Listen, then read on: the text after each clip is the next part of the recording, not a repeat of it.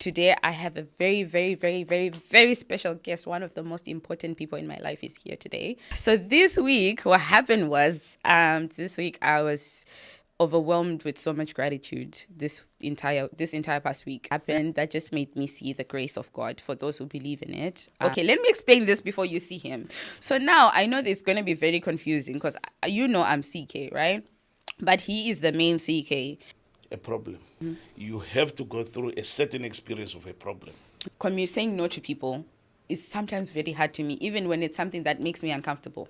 Right? People should know who you are and what you stand for. I believe in a principle called IPOP. They live for other people. You want to impress the world, you want to impress this other person, but you are not impressing yourself and you are not living. He can be the only one saying no in a room of 500 people, and he'll say no, and he will stand on his no matter what they say, no matter who says what, no matter even if an official comes to say, but say, you said, I said no. I was about 8, 9, somewhere there. Because a B is next to God's heart.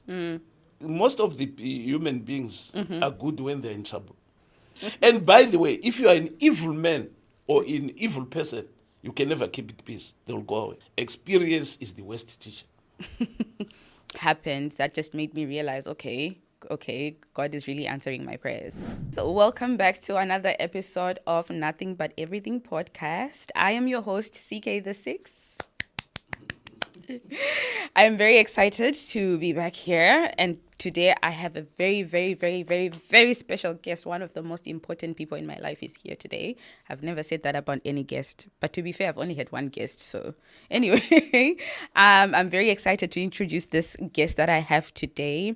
Some call him a father, some call him a teacher, some call him a friend, some call him a brother, to some also a mother. You don't need to know what I mean, but some call him a mother as well. So today, I want to introduce you to my special guest. But before I introduce you to my special guest, as we always do, I want to tell you about my week. So this week, what happened was, this week I was overwhelmed with so much gratitude this entire past week, right? Like, so many things just happened that just made me see the grace of God for those who believe in it. For those who believe in the universe, I don't know what you would call that, but yeah, I believe in the grace of God.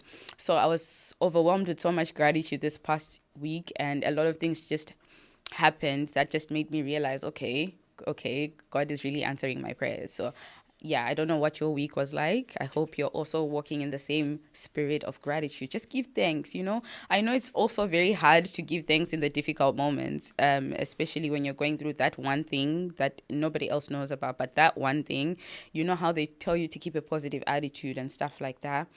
It is actually very important to embrace those moments, because when you finally come out at the end, you'll see why you had to go through that. And sometimes you don't even see why you had to go through that. It doesn't even make sense sometimes, but it's important to just, maintain gratitude. Okay. All right. So now I'm going to introduce to you my special guest today, who is my father. Round of applause. So I'm going to introduce you to my father, and his name is Mr. Colby, the original CK. Okay, let me explain this before you see him. So now I know this is going to be very confusing because I'm CK, right? But he is the main CK. As you know, I'm CK the sixth. He is CK, the original. And then there's 1, 2, 3, 4, 5, 6. So I'm number 6. I don't know if that makes sense to any of you guys, but yeah. So I'm going to introduce you to the original CK today, and give him a round of applause. Thank you. So introducing my special guest, who is my father. Welcome, Mr. CK. Thank you very, very much. It's nice to be here. And it's actually surprising that I have to go through this interview. But yeah, I'm very, very, very happy to be here. Thank you very much for coming. Like you said, I know it was unexpected. Yeah. Thank you very much for coming. And thank you very much for coming to share your wisdom with us. Even when you share different stories that you're going to share with us, we're going to learn a thing or two from it. Even if it's just, a funny story even, we're going to learn a thing or two. But before we go any further to talk about any deep things, we're going to do an icebreaker. We're going to play a game, if that's okay. So the game is, I'm going to say a letter, any letter. Okay. Right? When I say that letter, what's going to happen is I'm going to count from 3 to 1, and then we both say the first word that comes into our minds. Okay. Is that okay? It's and all let's right. see if we both arrive to the same word. Okay. Okay, so the first letter is R. R. R. So 3, 2, 1, really. Right. Right. Okay, I'll say another letter. Let's see if we actually arrive to the same word. Yeah. Okay, we're supposed to say the word at the same time. Oh, So okay. after just one, we say the word. Okay. Okay, so the next letter would be P. 3, 2, 1, peace. Ha. We might be here longer than we're expecting. Okay, let's try again. Until we get to the same word. Okay. Okay, the letter is V. V. Okay, 3, 2, 1, very. Ah! You see, the CK connection. You don't understand.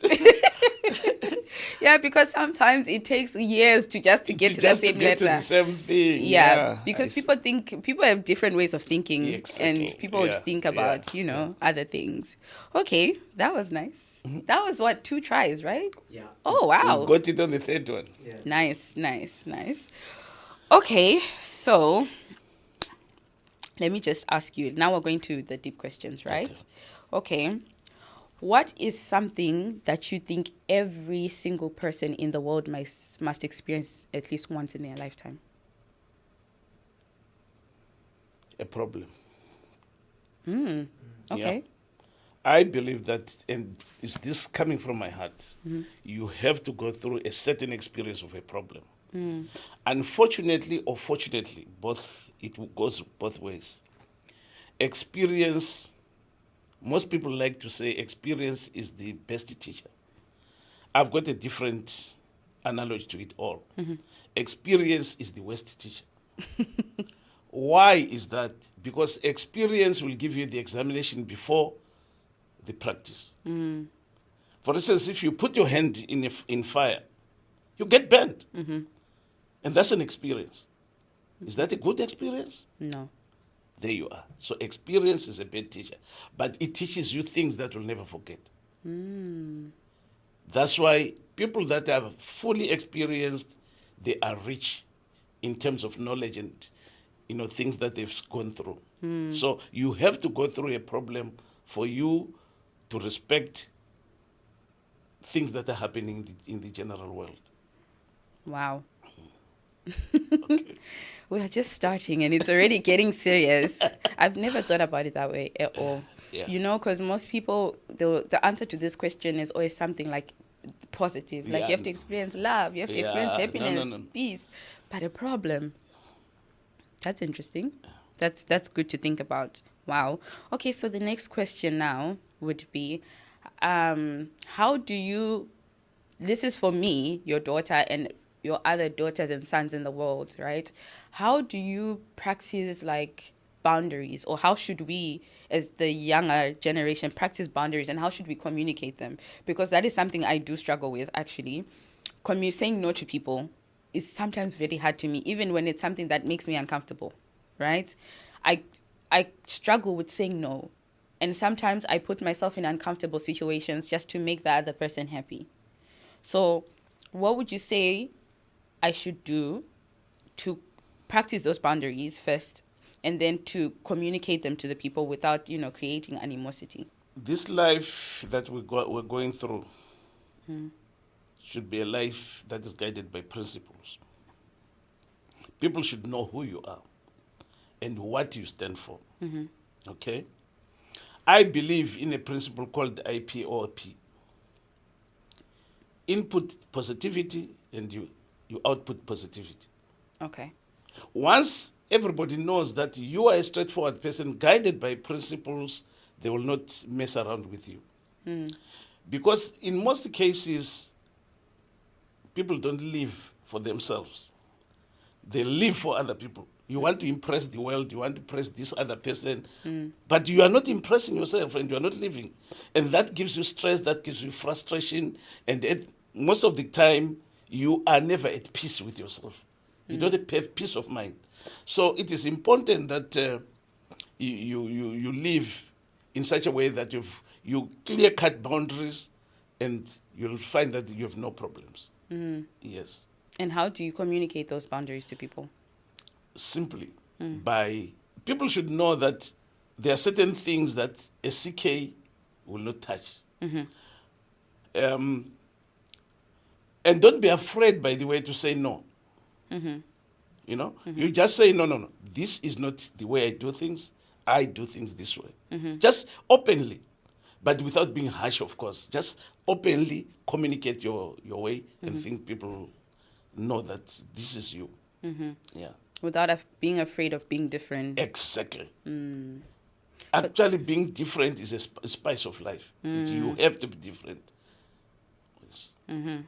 Because that's the thing, you know, when there are certain, like in certain instances, it's kind of hard to be the person who's different. Like, for Yes. instance, if it's like in a group setting, right? Yeah. And the whole entire group wants to do something. Let's say it's a business project that everyone wants to join money to start this project, but you're not comfortable with starting that project. You're not comfortable with putting your money into that project. But because it's a group setting and there's 6 other people in that group, you can't really say no. How do you say no in that situation? Do you understand what I mean? So how would you be the only one to say, I'm not putting my money into this? You have to be open and come out with your fears. Why are you saying no? Okay. Because it should just be a blunted no and no explanation. It should be a no that is covered with an explanation. Okay. The reasons behind your no should be so concrete that they give you the support and the confidence to say you are not part of that group. Sure. In terms of your contributions, that is. Okay. So that means explaining the reason why you don't want to do something. Then that way the other person doesn't receive it in a... Okay. So that is the thing. Because what I've been doing was I just say no. Why no? I said no. And then and then they're like, but why? I'm like, I said no, leave me alone. And then, that doesn't... Yeah, true. Okay. Okay. So now the next question would be, what do you think is the best advice you've ever received in your life that you'd like to share with us? The best advice that I've ever received in my life is that I must live every new day better than yesterday. Explain. What does that mean? It means that you should be forward-looking and saying, my yesterday was like this, my week was like this, my yesteryear was like this, my forward should be like this. And make it a point that you want to make it better all the time. That also gives you the drive. It motivates you to do new things. It inspires you to go into new horizons. But if you hold back and don't even assess, analyze, and even audit where you're coming from, then you live the same life over and over again. And yet when you put it as a principle that I want to live my today or my future should be better than the past, then you'll find that you make it into the future without any struggles. Okay. So living with like doing the best, absolute best you can to make the next day better than what it was yesterday. Exactly. And even if it's not getting better, because there are times when seriously where you are really trying to keep that mindset to say, okay, today is going to be a good day, and then you wake up in the morning and then you stab your toenail on the door, and then you are rushing to the lift, and then the lift leaves you, and then now you're late to work, and then you spill coffee on yourself, and then in that time it's really hard to keep a positive mindset. It's really hard to say, okay, today is going to be a great day, especially if everything is just going wrong at that moment. Yeah. So how, in those situations, what are we supposed to do? Remember, when we talk about better, it should start with your mindset. Sure. Doesn't matter how it is, I'm going to live a positive life. That's why I told you about this IPOP. In everything, and I believe that from the bottom of my heart, everything never gets wrong at a certain stage. Most of the things get wrong at the beginning. If you start things, if your inputs are okay, your output will be okay. But if you mess it up there, then everything will go wrong. Okay. So you must make sure that you feed yourself in the mind what you say, even what you say, is very, very important. Never say negative things. Doesn't matter how the situation is. Even if now, as your father, if you had collapsed now and die, there's no need to say negative things because I'm gone. Look forward and see what you can do. Because there's no solution in speaking all the negative things. Doesn't give you a solution. It will not take me back home. Make sure that you tell yourself that this is what I'm going to do, and I'm going to remain positive. Woo! Okay. That was deep. You're not going to die in the name of Jesus. We're not doing I'm that. alive. Yeah. Okay. So you mentioned like that at least every single person in life, right, is supposed to experience Yes. a problem. What would you say is one of the biggest problems you've ever faced in your life, and how did you overcome it? Yes, I was in Zambia. In fact, what happened was I went to Zambia. I'd been interviewed, everything, and I was going to start work. I got to Zambia. Then from unknown to me, there were some people that didn't want me to take that post. Okay. So when I arrived, somebody came to pick me from the airport, took me to a lodge. When we got to the lodge, they stole everything of mine. Everything, I mean everything, including the phone. The only thing, fortunately, that I had in my pocket was my passport. Right.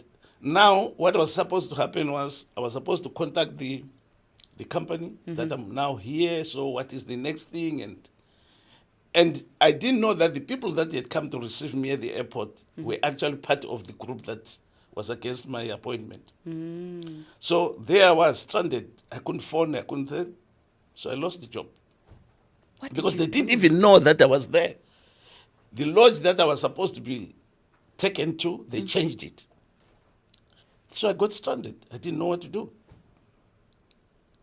No phone, nothing except a passport. What do you do with a passport? You can't communicate. I didn't have the contacts. My bags had gone. The contract was in my bag. It had gone. That was a major problem that I was faced. How did you overcome that? What did you do because I would lose my mind. Like, you know what I mean? I can only imagine in Dubai, everything of mine is gone. I only have my passport. Where will I start from? That's exactly what happened. I didn't know anything. I didn't know the physical address of the company. I didn't know nothing, and I didn't know anybody in that part of the country, in that part of the town. Okay. So I got stranded. I had a few coins in my mind. Most of my money was also in the bag. Because I had a big bag and a small bag. Everything was gone. Not close to change except what I had on me. So I was stuck. What happened was I stayed there because they paid for about 3 days in that lodge. I stayed there for 3 days. I went to one of neighboring pastors came, asked me, what's the problem? Actually, the management told him that there's a Zimbabwean guy here who is stranded. So what? He came to me and said, I told him the story. So what are you going to do? I said, and I was blunt. I don't know. So I stayed there. The third day, he came again. He says, so have you found a solution? I said, no. He says, I think I can help. You can come to church and you'll be a guard. We've got a small room there. Then you'll be guarding the church and sleeping there, and probably we'll be giving you meals or something, or people will be donating. I stayed there for 2 months doing that guarding. Okay. Yeah. And then somebody gave me, I mean, as I was staying there, I was nice guy, cleaning around, doing all the nice things that you can't expect. Then somebody one day donated a T-shirt to me. The other one donated a short. So I had close to change at least, My mattress was a cardboard box, and I had one blanket. Lucky enough, it was summer. So I was there. Then as time went on, they had visitors that inconvenienced me. I had to move. I went to a construction company where I just went and said, please, I need help. All I need is food, not anything else, food. So they said, no, you can be cooking for us. So I cooked for 2 months again. Really? Yes. I had nowhere to go. Okay. So they started paying me a little bit. So that's when I went to the internet with that money. I went to the internet, started, going through my emails and sending messages and started advertising myself that I'm here, I've got these qualifications, please, anybody who's... Then that's how I got a job. That's why I got a job as a chemical engineer in the DRC. Really? Yes. So this whole entire time, you're going through this in Zambia and you have a family that is, oh my God, what was happening? They were also... I mean, you guys were stranded. There was a time I remember that. That's the explanation. Exactly. Oh. Yeah. I went through, that was a major problem in my life, a major challenge. But look at when the Lord is there and you're a principled person. And, I was no longer praying like, oh, God, what. I will make sure I will talk to God as if I'm talking to you right now. Say, God, here I am. Do I deserve this? You know my qualifications. For how long is this thing going to go on? And as if that was on my 6th month, that's when I went to the internet cafe. I had 300 kwacha. Okay. So I went to the internet cafe. And then there was this post. I talked to them. I said, yes, I am readily available. They say, yes, we are looking for a man. Where are you exactly? We are sending our representative to where you are for a quick interview because we are stranded. We need somebody with those qualifications. So they came, I think after 2 days or so, they gave me an interview. They said, we are not leaving you. You are the right man that we've been looking for. And then that's how I went to the DRC. But in that moment where, was there not a little bit of fear that the same thing was going to happen again? That these people were going to come and take you there? But I knew that I had nothing to lose. I was I'd gone so bad, so low that there was Rock nothing bottom, else. there was nowhere there else was to no go. way deeper to go. The only way was to go up. So you're like, at this point. Yes. So that's how it happened. Okay. Yeah. Wow. I didn't know that story. Sure. I didn't know that story. I did not know that. So you see why this interview had to happen. I did not know the story. Wow. That was one of the worst moments of my life. I grew so thin. I was living. When I went to this construction company, I was living in a structure which was roofless. Just staying there. At least I was not paying anything. But at least I was getting food from the guys. They will come, I will cook for them. And I'm one of the worst cooks that you can ever think of. But I had to survive. Yeah. So what were you cooking? Whatever they will come with. They will come in the morning, each person will bring this, and then I'll prepare. They never complained about the taste of the food ever? No. I was doing a good job.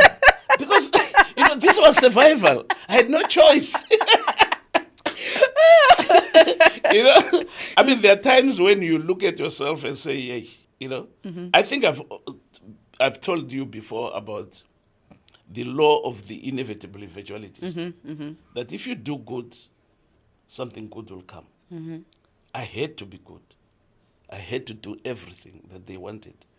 for me to survive. At least just to see another sunlight or sunrise in the morning, to me, that was a great thing. That was a blessing on its own. More so to have food in my tummy. That was great. So I went through that baptism.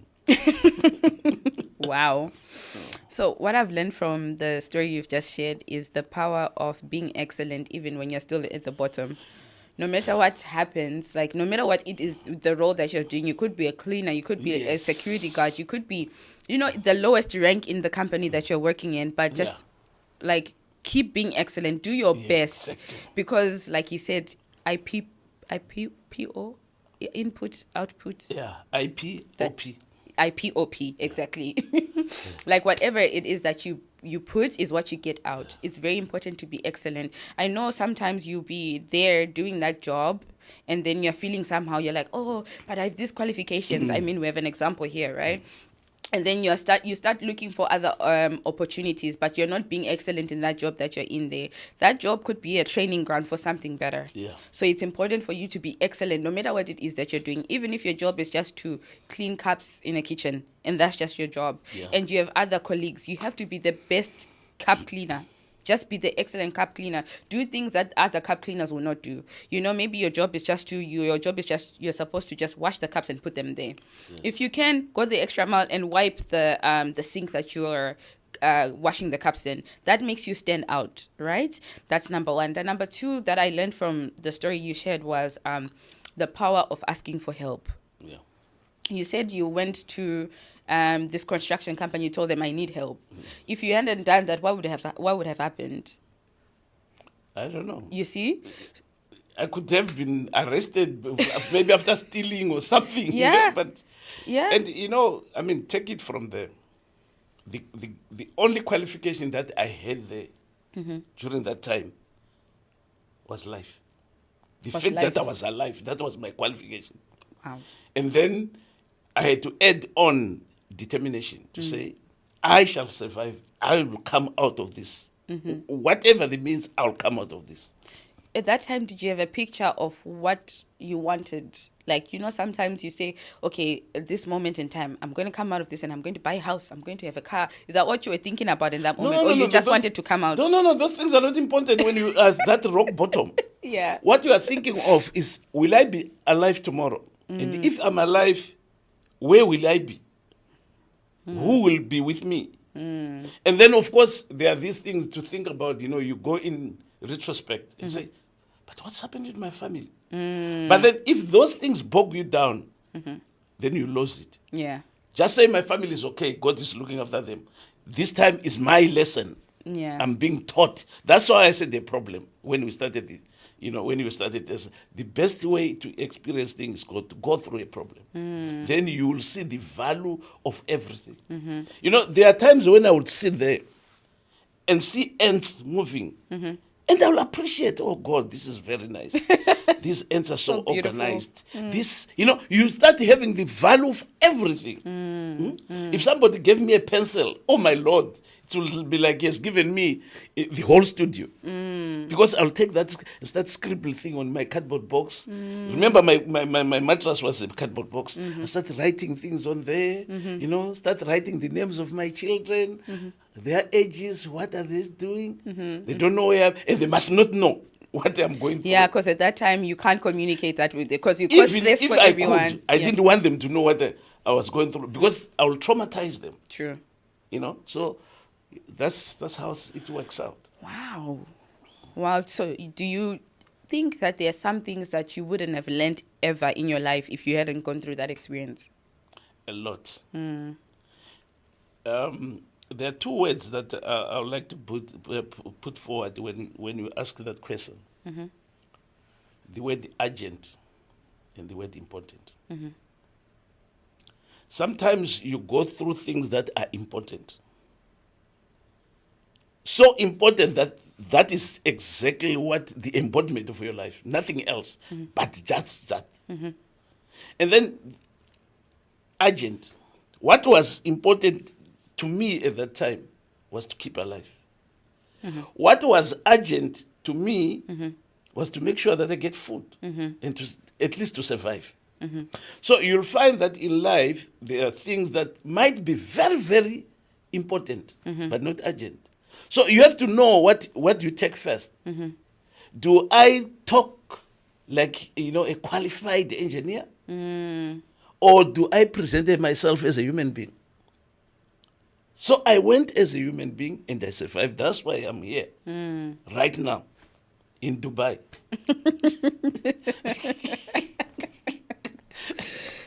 Probably if I hadn't done that, I would not have made it. You know? Yeah. It was so traumatic, it was so bad, but I survived. Yeah. So probably that would be the same answer to the next question I wanted to ask you. You know how people call it different names. Like the moment you realize that God was really real for you, because for some people they have parents who just introduce them to God. They just say pray, pray, pray, pray. But for you to know for yourself that God is really real, was that the moment for you to? Was that like your moment to say, yeah, God is really real because of that moment, or was there another moment? I mean, God to me is a friend. He's a father. He's tangible. When everybody else says God is not tangible, sometimes I wonder what they mean. Because during the time when I was staying in that bunker, I would actually close my eyes, but I would see him.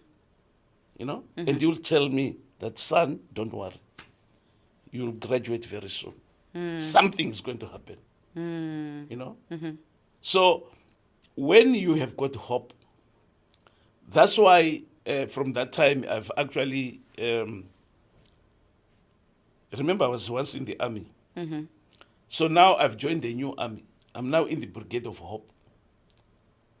It's a social, I was in the military army then, but now I'm in a social army, in a spiritual army, and my brigade, my unit is hope. Even if you go as low as possible, hope.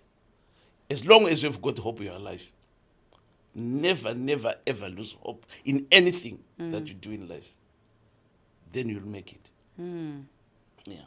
Okay, so what would you say is your biggest achievement in life so far? The biggest achievement, I think I would say it's taking my kids to school, educating my kids. That's from the what we've just been saying. You are down there, at rock bottom. You don't know your next where your next meal is going to come from. You don't know whether it's going to rain. You don't know, and then all you are thinking in the hindsight is, I wish my children could not go through what I've gone through. I want to educate them, and also pray that they meet people that are going to be truthful, who are not going to cheat them like what I went through. So I would say, yes, there's nothing called perfect in the whole world, but I think to a certain extent I manage that to a certain level that satisfies me. Yeah. Why was educating your kids so important to you? Education is the key that opens all avenues. Okay. It opens all doors that are locked. And an uninformed person, especially in this technological world, will not do anything. So education is an eye opener. It makes people see things that other people might not see. They will actually sniff and smell the coffee when other people can't smell anything. So that, to me, education was something that really I strived for. And besides, unfortunately, you were not fortunate enough to meet your grandfather, my father's father. He has always said, or he always said before he passed on, that all the descendants that will come after me must be professionals. Okay. And I made sure that should be done. Yeah, he prophesied that anybody who's going to be a professional in our family is going to succeed in life. Yeah. Okay. So it's an important principle that I follow. So that was sort of like the root also from, that's like one of the desires you really wanted to. To satisfy. Okay. Let's make our questions a little bit lighter. Let's see if they'll even get lighter. If you could swap your life with anybody in the world, who would it be? Just for one day. To say, let's exchange lives with just one person in the whole entire world. Huh. It would be my late wife. Why? And if I were to do that exchange with my late wife, it would not be a historical exchange. I would like to exchange it right now, to be sitting here and see her little baby that she left 6 years, when she was only 6 years old, just to see and appreciate what, because what happens in most cases is when men lose their wives, they start misbehaving, forget about their children. And yet, I believe that that will make her happy, that at least the children are still intact, the children have gone to school, and the children are standing on their feet.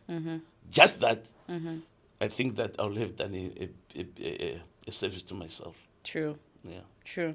And I know probably me and my other siblings have never mentioned it, but we're really very, very grateful to God for you because of the way, like, you've taken care of all of us and the way you've handled yourself ever since she passed on, because you had every opportunity to just go somewhere and start your life if you wanted to, and no one would ever ask you questions because of how our society is. Like, no one was going to question you, no one was going to say anything. They would say something, of course, they would talk, but it was going to be okay. Life would just go on if it really wanted to go on, but you didn't. You just persevered. I don't know whether you are aware that your mom, when passed on in 2007, I only got married 2012. And it was because of your siblings. I don't know whether you are aware of that. Really? Yes. How come? Ree and your sister Ree and Keith, they came to me and said that you are lonely. Find a partner. Probably I wouldn't have married. I don't know. Yeah, they started saying, no, that you are. It's high time. You are too lonely. Find somebody that you live with. Yeah. True, because if they didn't, we'll probably be. If you hadn't, we'll probably still be putting pressure on you right now to say, Yeah. you need somebody. Yeah. Because everybody needs a partner at some point. You can't, because life gets very lonely. Yeah, exactly. You can't do this life thing by yourself. I mean, look at this, like, as things are. If I hadn't remarried, that means I'll be staying alone in the house. Because you guys are all over in the world. Yeah, that true. will be more traumatic than probably, I don't even know how to explain it. True. That would be so sad. Yeah, so if I were to exchange my life for anybody, T will be the person that I will say, come and see. Yeah. Probably by that time I'll also have a chance to say hi to Mama, to my own mother and father who are also gone. I keep trying to make these questions light. They keep going deep. Oh, goodness. I thought you were going to say Donald Trump. That's really what I thought you were going to say. No. So you don't exchange your life with Donald Trump? Never. Okay. Yeah.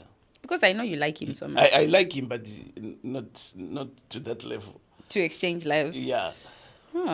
So the next question would be, who is the one person that you look up to? Whether they've passed on or they're still here. That one person that you say, yeah, this person is the person that I've always looked up to in my life. My grandmother. From my background, I was born. Unfortunately, my mom could not marry my father. Okay. Or my father could not marry my mother, depending on how you take it. And on a silly basis. My relatives from the father's side said my mother was coming from such a poor family and she didn't qualify to marry my father. Wow. So when that left me hanging. So what happened then is I had to be kept by my grandmother and my mother had to go and get married somewhere. So my grandmother has always been the anchor of my life. She has given me all the hope, all the faith, and she believed in me. You know, she was such an intelligent woman that I don't even know how to describe. I remember at one stage I was doing my homework. I was still in grade 7 because that's when I was at home.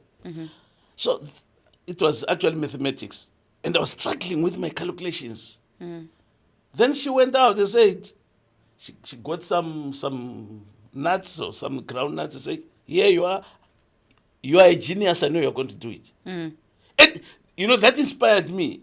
And when we got back to class, I hit them all because she was such an anchor. That's one person that I'll really mention by name. Yeah. And from that story that you've mentioned, you can see the importance of having someone who believes in you. Yebo. Because in that moment, because you were struggling with the mathematics, if she didn't come to motivate you, then that could be a defining moment of whether you are going to like maths forever or hate it. And believe it, she didn't know anything about maths. Okay. At that level. But she encouraged me, You see the power of encouragement. And I made it. Okay, another question will now be, do you believe that when people are born in the world, right, they have a destiny? Like, do you believe in destiny, or do you believe that we are the ones who come here on earth and we shape our own? I believe in destiny. Okay. The only difference is that you have to help your destiny come true. For instance, in Africa, I think you are aware that we've got the big 5. Those are animals. Yeah. The lion, the leopard, the buffalo, the elephant. Who is the 5th one? Lion, leopard, elephant, buffalo. Leopard, lion, elephant. And the rhino. Yeah. Right. But that is on an animal field. Yeah. Or an animal side. Everybody in life, you must have your big 5 objectives. Okay. For instance, the leopard is this big. Why is it called the big 5? When there is a giraffe that is bigger than it. Okay. When there is a hippo that is bigger than it. When there is a zebra that is bigger than it. Even bigger than the lion. But it's called the big 5. Why? Because of its importance and its influence to the world. The lion is called the king of the world, of the bush. Why? Because of his influence. Because of his characteristics. So each person must have his big 5 objectives. What do you want to do? Start with your objectives. Once you have got your objectives laid out, then your destiny will open up. Okay. So that's what I believe in. You don't just do things willy-nilly. You must have an objective. Okay. Write your things.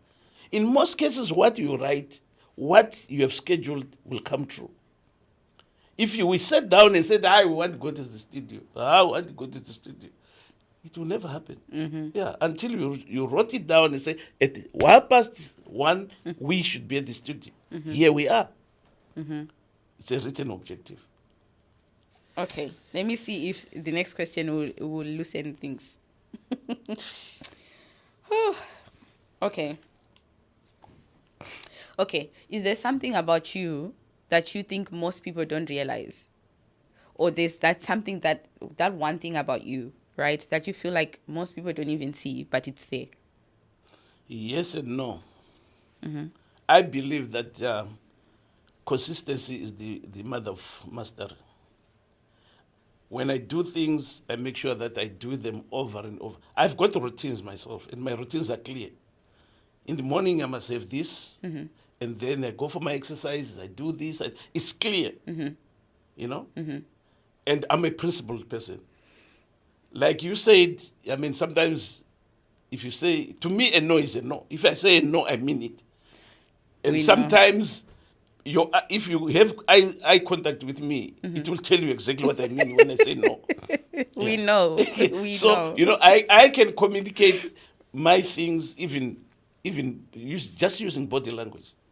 To say if it's a no, it's it. If I'm happy, you'll know that I'm happy. So those are some of the things probably to know about me that maybe are not written anyway. When we were growing up, right, with my dear loving father that's here, if you wanted to know that he's not happy, just look at his eyes and you know. He'll just look at you and then you're just like, okay, I'm sorry. I'm sorry.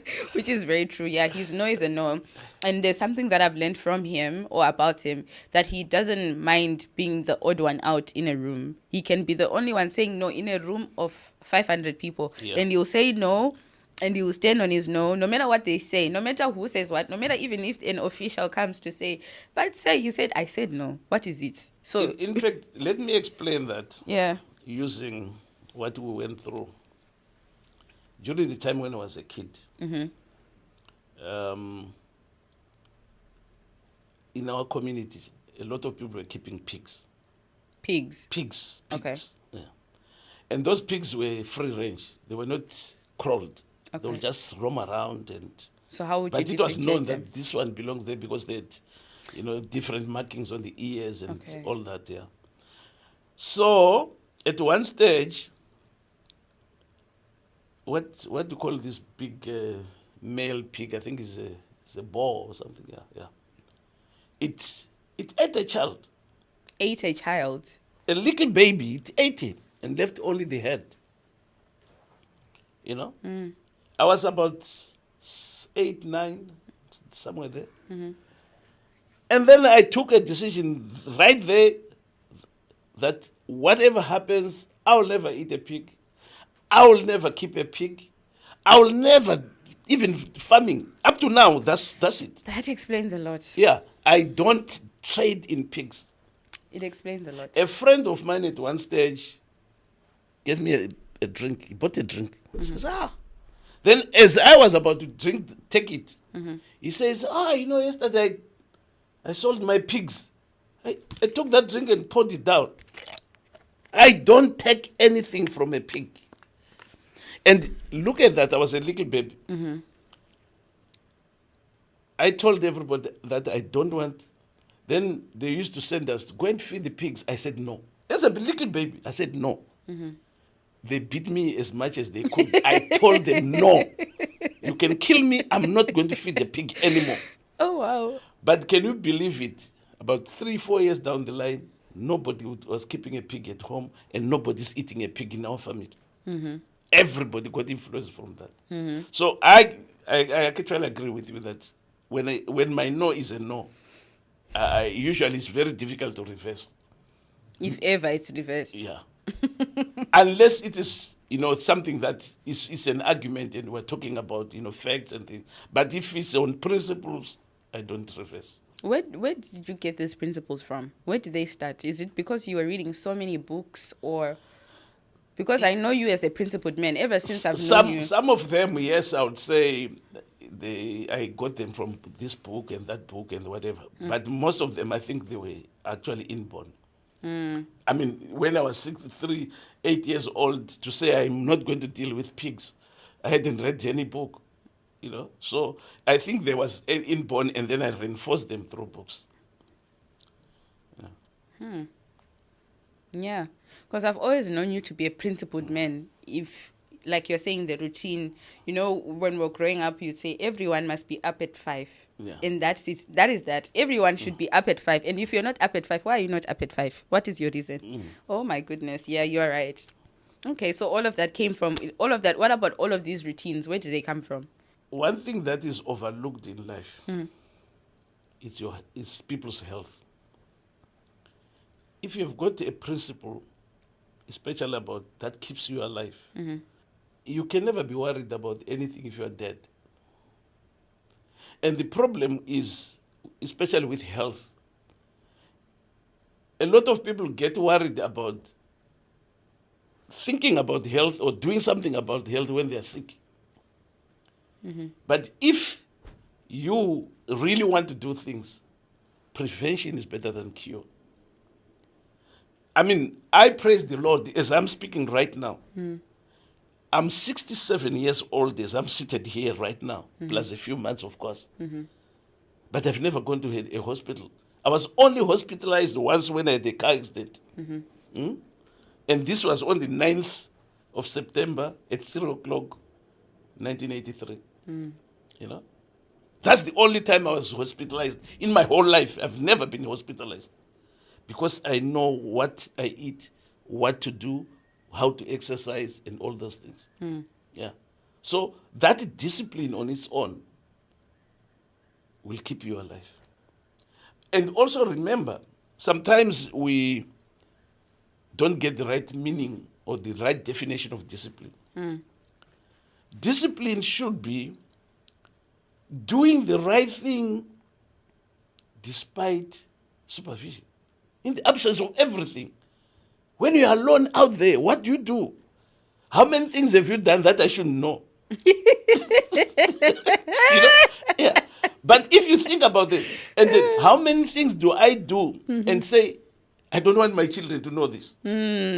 But because of discipline, I can tell you, even if you rewind, you'll be surprised. Why is he doing this? Because I believe that you have to do the right things despite your circumstances. And despite how you feel. Yeah. All right. So for us to round up now, let's find out what, Mr. CK, what do you do? That should have been the first thing we asked, but let's find out now. What is it that you do, sir? Right. Probably most of my working life, I've been working as a metallurgist most of my life. Though at the end, I started doing chemical engineering where I was doing, where I majored in the manufacture of sulfuric acid. And unfortunately or fortunately, most of my other qualifications, I never used them. For instance, my first degree was in political science. Really? Yes, that's what I was doing in Germany. But I never used it because of the political confusion that was there then. That's when I decided to leave. Then I did psychology, industrial psychology, which I did at higher diploma level. I never used it again directly. But then I had to anchor on the metallurgist part, which I done a lot of processing of different minerals and so forth. But when I left all that, there I am, a retired general, doing farming. I like farming, yeah. That's what I'm doing. What are you specializing in? Cattle, goats, chickens, rabbits, and of course, horticulture. Nice. And even now I've started a nice one also that I'm really enjoying, apiculture. Apiculture? What's apiculture? Keeping of bees, bee keeping, and making honey. Yeah, so I'm really enjoying that. Okay. I also keep, though I don't have at the moment, but I've kept a lot and I'm still going to do it, a fish. Yeah, so. The last time you're keeping tortoise? I still have them. How many now? I don't know. Yeah. They're still there? Yeah. Are they growing in size or? The big ones have all gone. Oh. Yeah. Oh no. Yeah, but it's a nice thing, you know. I mean, farming. The good thing about farming, it embraces everything. Because look at this: when God created man, created Adam, then there was Eve, then there was whatever. Whether it's true or not, but let's base on that. He gave them a farm, the Garden of Eden. The farmer is the best person that you can ever think of in terms of the spiritual world. Because I'll take my seeds and put them on the ground. I don't know what's going to happen. Maybe I put it in the mouth of an insect. I don't know. But I still believe it will come out. You know? So that can only be done if you've got faith. True. Yeah. That hope and the faith, Yeah. and then you keep watering the seed. Yeah, boy. Which is what we should do in our spiritual life Yeah. as well. Yeah. Where you plant a seed, maybe it's prayer, then you keep watering the seed. It doesn't get answered tomorrow because it's coming. Yeah. It's coming. Okay. But otherwise, I'm a farmer and I'm enjoying it. That's Relaxed out there. So how can we find you in terms of like, are you selling this kettle and the Yes, goats? yes, Okay, yes, okay, yes. okay. Yes, I've got, I mean, anybody who needs beef from us, we are readily available. Anybody wants to um, buy goats from us, but mostly goats, we sell breeding stock so that other people can also do, because I'm specializing in Boer goats. Okay. Yeah, so you can take that from there, and then we help you with training, how to keep the goats, and so forth and on. Okay, that's wonderful. You heard him. You heard him say what he does, agriculture. So if you're interested in getting like cattle, goats, and learning about how to do everything, even apiculture, keeping on bees, I'm scared of that actually. How do you keep them away besides the thing that the white thing that you wear? Is what's that called? The mask. Yeah. Besides that, the suit. yeah. Is there anything else you're supposed to spray in yourself so that they No, don't? no, no, no, no, no, no. Of course, yeah, you just smoke them and you don't have to kill a bee. I would rather see a human being dying, not a bee. Because a bee is next to God's heart. What about humans? We're also next to God's heart. No. You guys, I mean, when you only most of the human beings are good when they're in trouble. True. Yeah. But bees are faithful, they have no command. The best mathematicians, when they make their combs, it will be exactly the same size. Okay. You know? They need no command except the queen. This is why I believe, for instance, what's happening in this place. With a monarch, everything's running smoothly. That's exactly what happens with a bee colony. Just a queen who controls everything with what we call pheromone, which is like a perfume that she sends around to say, now we are in trouble, now we are in this, let's do. Those that are supposed to go to work, and then everything runs smoothly, no problem, no hiccup. And by the way, if you are an evil man or an evil person, you can never keep peace. They will go away. Really? Yes. That's why I'm saying they are next to God's heart. Evil in what sense? Like if you're doing... Yes, suppose you are a witch or you hate other people, your aura is wrong. Like yeah, exactly. You can never keep peace. They run away from you. Yeah. Really? I didn't know that. Yeah. Did you know that? They are quite spiritual. Very spiritual. Okay, that's good to know. So anyway, we'll leave your information if you're comfortable, or you can reach out to him through me. Actually, let's do it like that, so that you don't receive 500 people with messages. So if you want to, and he operates in Zimbabwe mostly, but if you want an arrangement of how to like get it in another country, he's the best person to talk to. Yes. We can arrange how you can. Yeah, how you can, get the goats, the cattle, the bees. Don't kill a bee, you've heard, because they're next to God's heart. Otherwise. Anyway, thank you so much for joining us on today's episode of Nothing But Everything podcast. I'm sure you learned a lot, because I did. I learned a lot in this podcast as well. I feel like this was the set time. We needed to hear all of the things that we're hearing now, because, wow.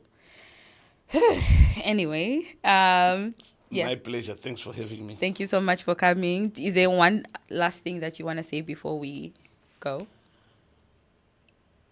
Yes, I'll say, look, there's a lot of wisdom out there, but it's a matter of just tapping the right thing. Talk to the right people, learn from the right people, and you'll be successful. And also, the most important thing that people are missing is that we have got 2 ears and 1 mouth. And what that does mean, it means we should listen more than we talk. And a lot of people, if you're a listener, you're a learner. And people miss that point. That's why sometimes you find this one is talking and talking. Who is going to listen? So, tap from that wisdom. Thank you. We've got 2 ears and 1 mouth. Yeah. Listen. Thank you so much for watching. See you on the next episode. Bye.